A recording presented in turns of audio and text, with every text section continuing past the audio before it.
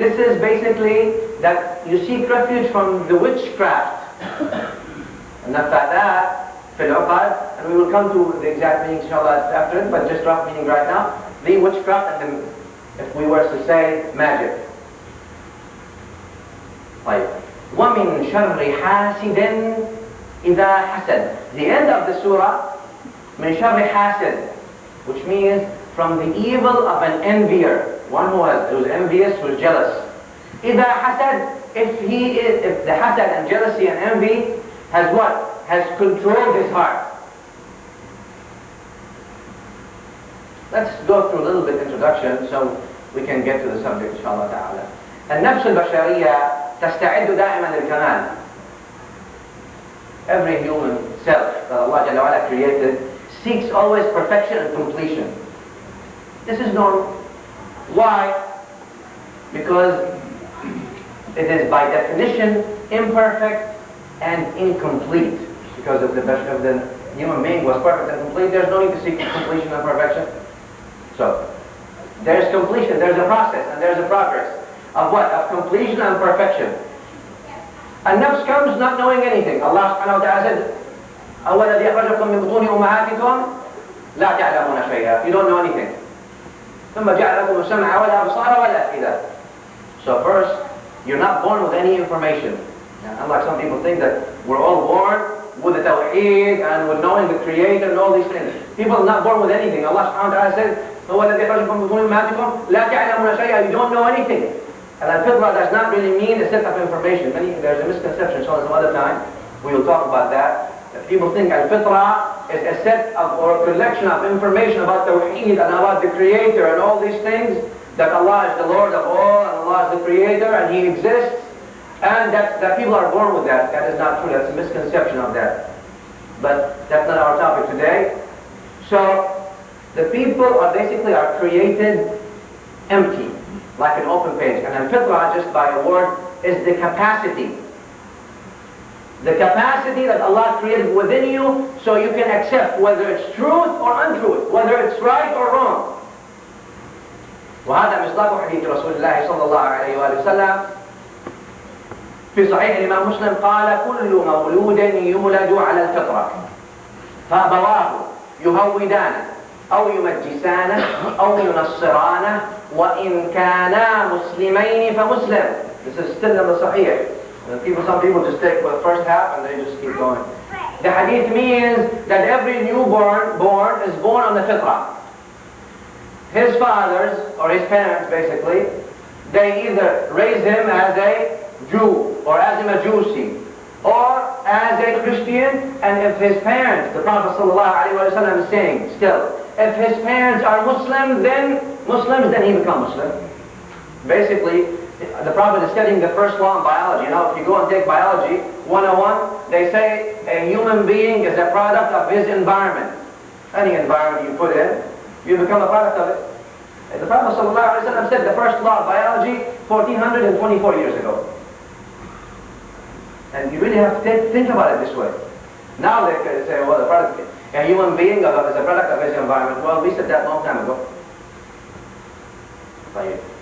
Not only, that's the second step, because not only a product of his environment by physical, because let's say, if you are in Africa, then the pigments on your skin is what? Is more, because what? You have more exposure to the sun, so you're physically more accustomed to that atmosphere. If you're in the North Pole, then you're more light, etc., etc. But not only that, the Prophet ﷺ is mentioning more that it is also, in your thought process, is also affected by your environment, which the behaviorists and the psychologists, until now, they figured it out. Now Carl Rogers, and among those behaviorists, if you want to go to social scientists, and the social scientists now, among them Rogers and others, or Skinner, for example, and all of you who took sociology and psychology, you know this, that now they say, well, yeah, it is true that factors that surround your environment actually affect you, even affect your thought process and your judgment.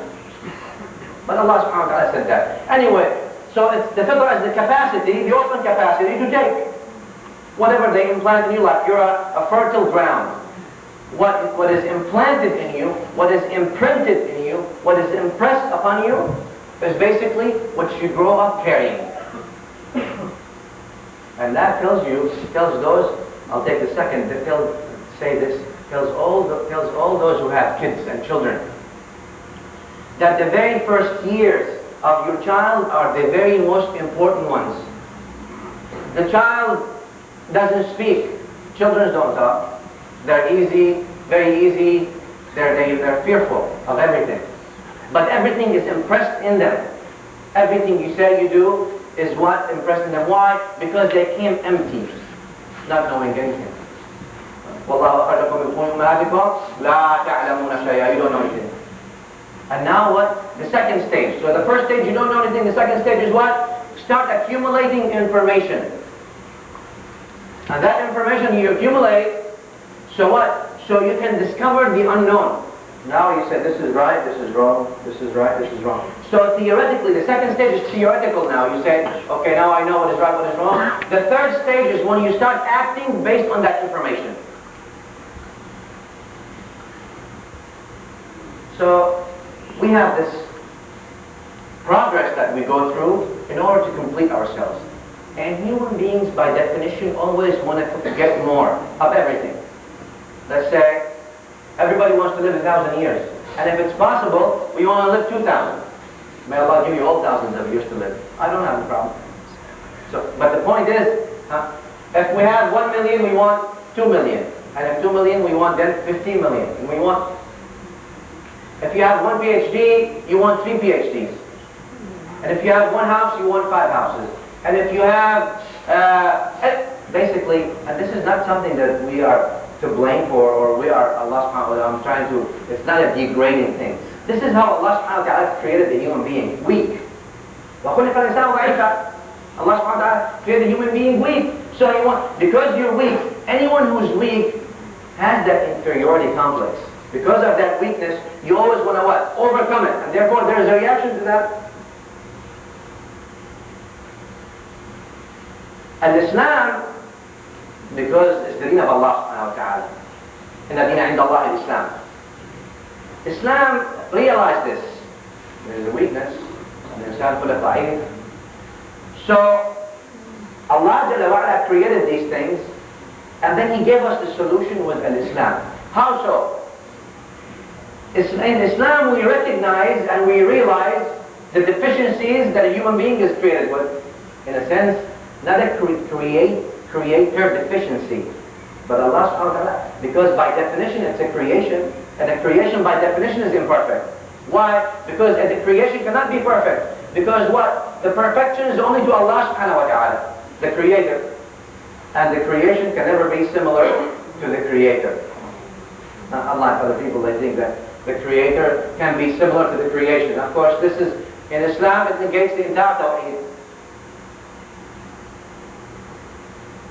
Because Islam is a system of faith, and not like any other faith pathways. I'll mention among them, for example, Hinduism and Buddhism. On the tongue of their own people, what do they say about Buddhism and Hinduism? They say it's a philosophy, not really a religion. Philosophy of life. We live like that. And of course they share with Muslims and Jews and Christians and everybody else the moral aspects of things. Because nobody comes and tells you should steal, you should kill, you should do this, you should do that. The moral aspect is basically shared. However, there is a difference in Islam. Though Islam shares with everyone morality, but Islam came to complete and perfect the morality standards, and therefore,